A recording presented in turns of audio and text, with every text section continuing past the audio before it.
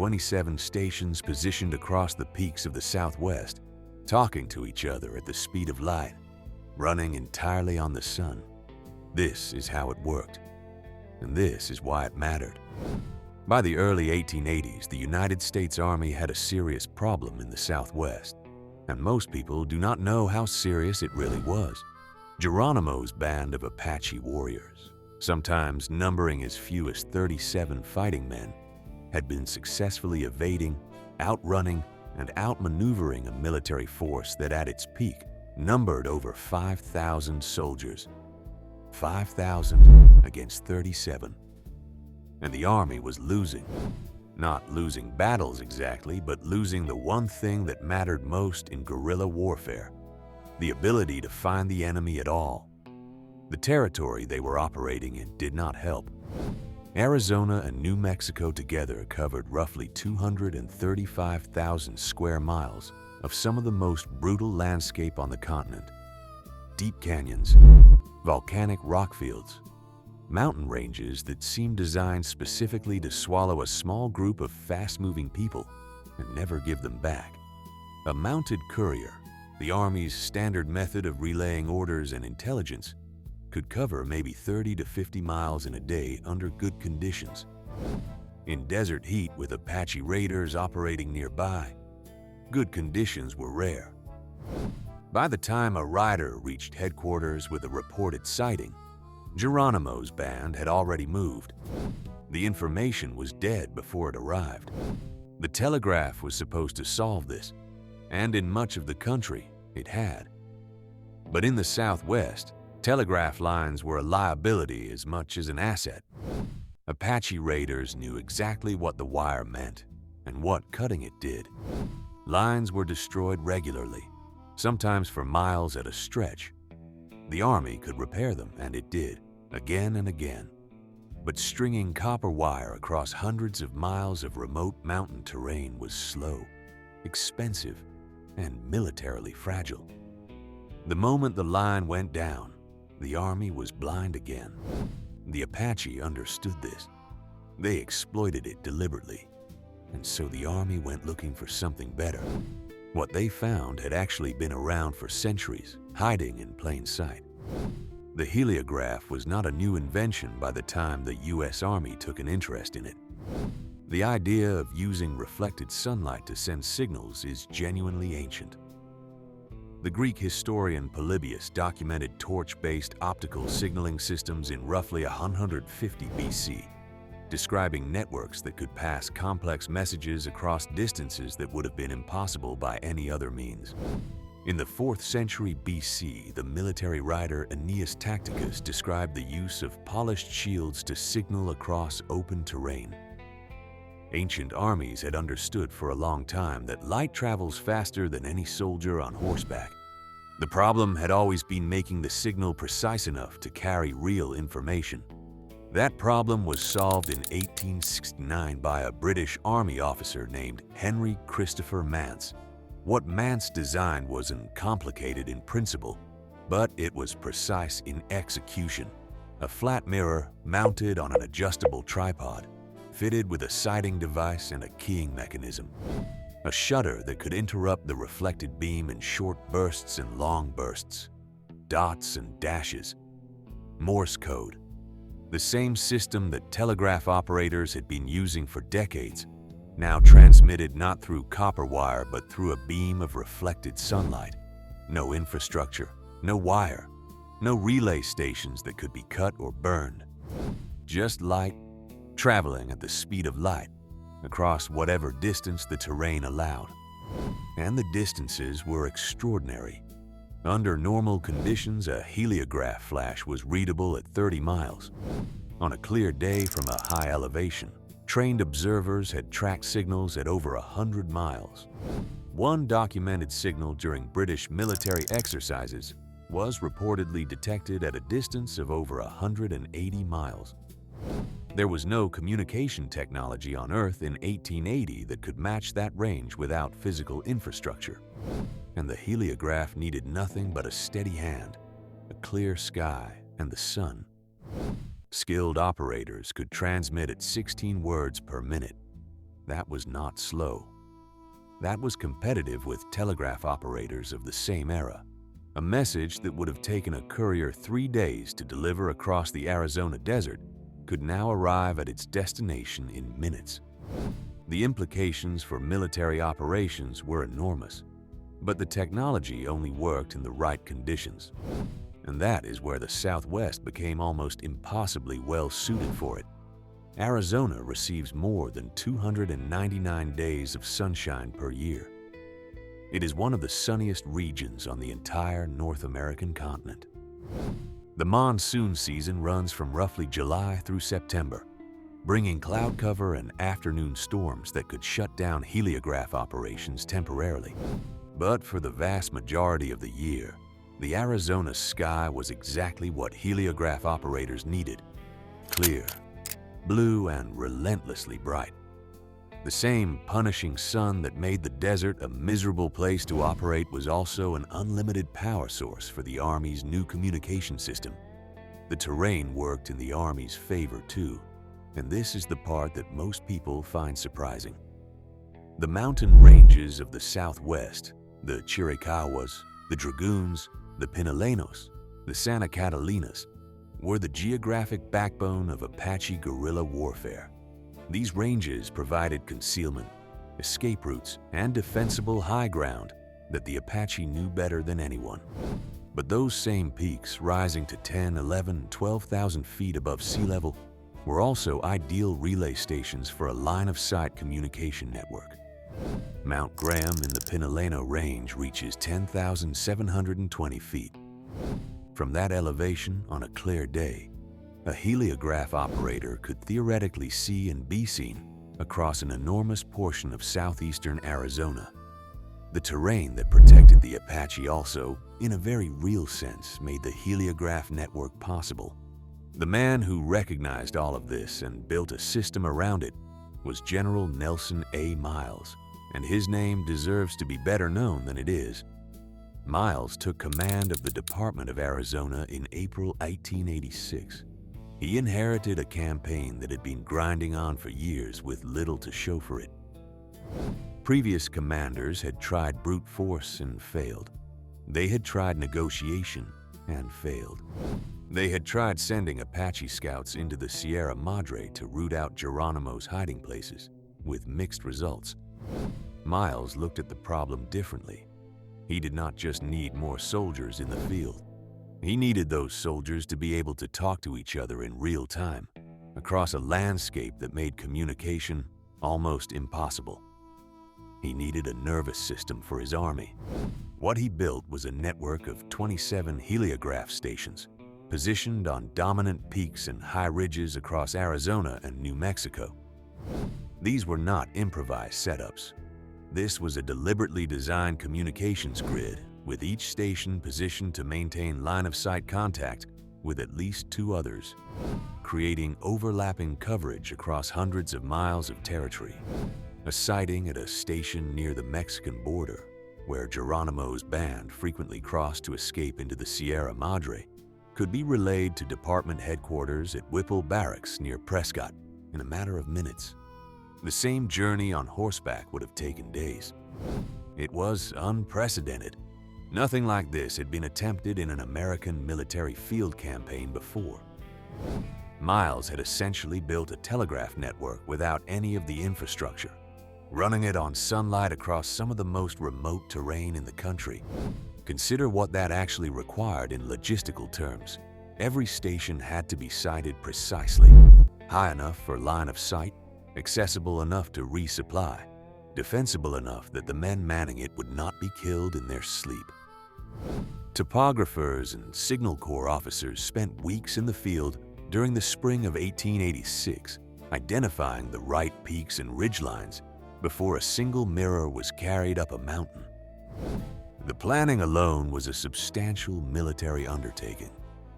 Then came the building. Then came the training of enough qualified operators to man all 27 stations simultaneously. Miles pushed it all forward at the same time, because in the field, Geronimo was not waiting for the army to get organized, and now he had to staff it. The men who operated the heliograph stations were members of the Army Signal Corps, and their job was harder than it looked. These were not simply men who knew Morse code, though they had to know Morse code fluently, reading flash signals at speed with accuracy. They also had to be physically capable of reaching their stations, many of which were on mountain summits accessible only on foot. The equipment, mirrors, tripods, sighting mechanisms, spare parts, weighed between 25 and 30 pounds and had to be carried on a soldier's back up terrain that challenged even experienced mountaineers. Once at their stations, Signal Corps operators worked in conditions that were genuinely brutal. Open summits in the Arizona summer offered no shade. Temperatures regularly exceeded 110 degrees. Water resupply was a logistical challenge in its own right. These men were exposed to heat, wind, lightning, and cold nights at elevation, often stationed for days or weeks at a time with minimal provisions, and they could not leave their post. The network was only as good as its weakest link, and if one station went dark because its operator had abandoned his position, the entire coverage grid developed a blind spot. The training required was substantial. A heliograph operator needed to read and transmit Morse at speed without errors, because a garbled message did not just cause confusion, it could send cavalry columns in the wrong direction entirely, burning days of effort chasing a signal mistake. Operators also had to align their mirrors precisely. Too small an adjustment and the beam missed the target station entirely. Too much and the signal scattered. In practice, experienced operators could lock onto a distant station's mirror quickly, but in the heat haze of an Arizona afternoon, even the best signalmen sometimes struggled. Despite all of this, the network worked, and Geronimo's warriors noticed. The Apache were not unaware of the heliograph. They could see the flashes from the mountain peaks. They understood at some level that the army was communicating across the desert in a way it had not been able to before, and they adapted to it the way experienced guerrilla fighters adapt to anything. They identified its weaknesses and exploited them. The heliograph had real limitations. It did not work at night. It did not work in heavy cloud cover or rain. It was degraded by the thick dust storms that occasionally swept across the southwest. And during the monsoon season, afternoon thunderstorms regularly shut down operations at the worst possible times. Geronimo's band learned to move at night whenever possible. They used canyon floors and ravines to stay below ridgelines where heliograph stations could observe them. They learned to time longer movements to coincide with known periods of reduced visibility. But here is what the Apache could not fully overcome. The network did not have to catch them directly. It had to make moving in daylight across open terrain too dangerous to be predictable.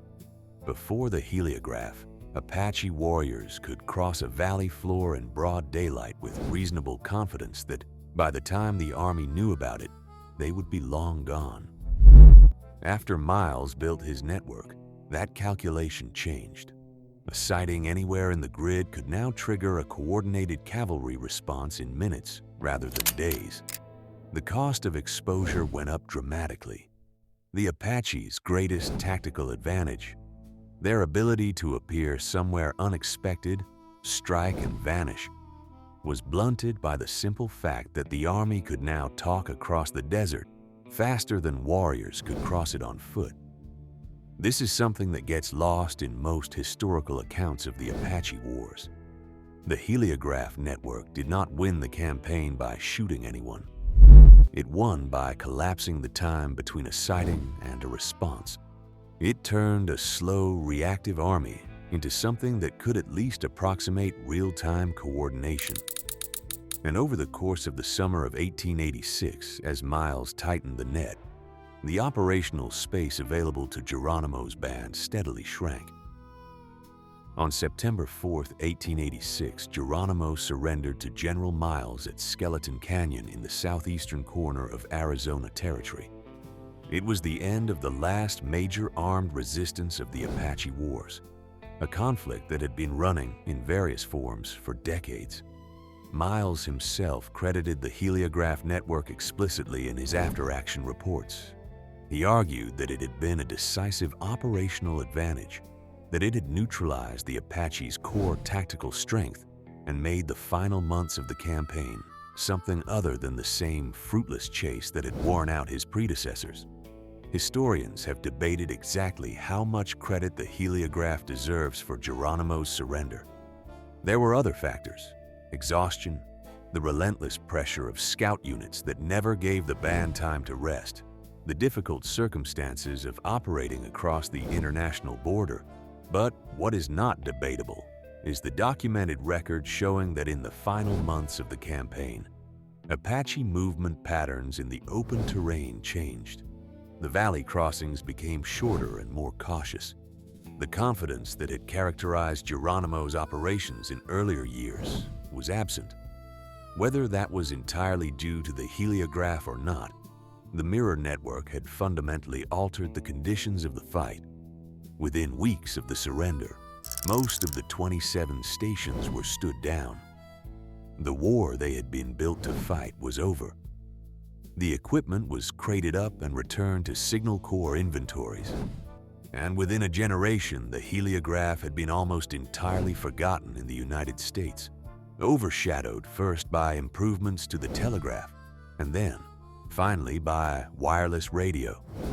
But the rest of the world had not stopped using it. The British Army deployed heliograph networks extensively during the Second Boer War in South Africa between 1899 and 1902. In a dark irony that would have amused no one on either side, Boer commandos occasionally captured British heliograph equipment and turned it against the army that had invented it, sending false signals to misdirect British columns. The technology worked so well for guerrilla fighters operating in open terrain that the people it was designed to track ended up using it themselves. The British also used heliographs in World War I, primarily in the Middle Eastern and African theaters where conditions matched those of the Southwest: open terrain, reliable sunshine, high ground for line of sight. And the United States Army Signal Corps, despite having invented radio and pushed the technology to its limits during the war, kept heliograph equipment listed as an active backup communication method in its field manuals well into the 1940s. As late as World War II, heliograph procedures were included in some Signal Corps training materials. The Army had not entirely forgotten what mirrors could do. Wireless radio made the heliograph obsolete in the most direct way possible. It removed the requirement for line of sight and clear weather. A radio signal passed through clouds, through valleys, through the walls of buildings. It worked at night. It worked in rain. It worked regardless of where the sun happened to be in the sky. Against those advantages, a mirror on a mountain peak could not compete. And so the heliograph joined the long list of technologies that worked brilliantly right up until something better came along. What it leaves behind is a story that deserves more attention than it gets.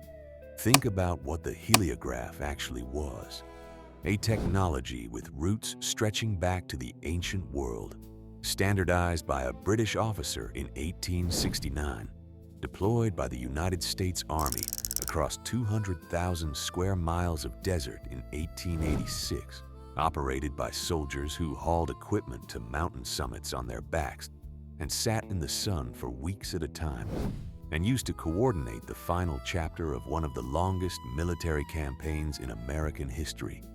All of it running on nothing but sunlight and human skill. There is something almost poetic about it. The Apache Wars were fought over terrain and sunlight. The Apache used both to survive. The Army learned to use both to respond.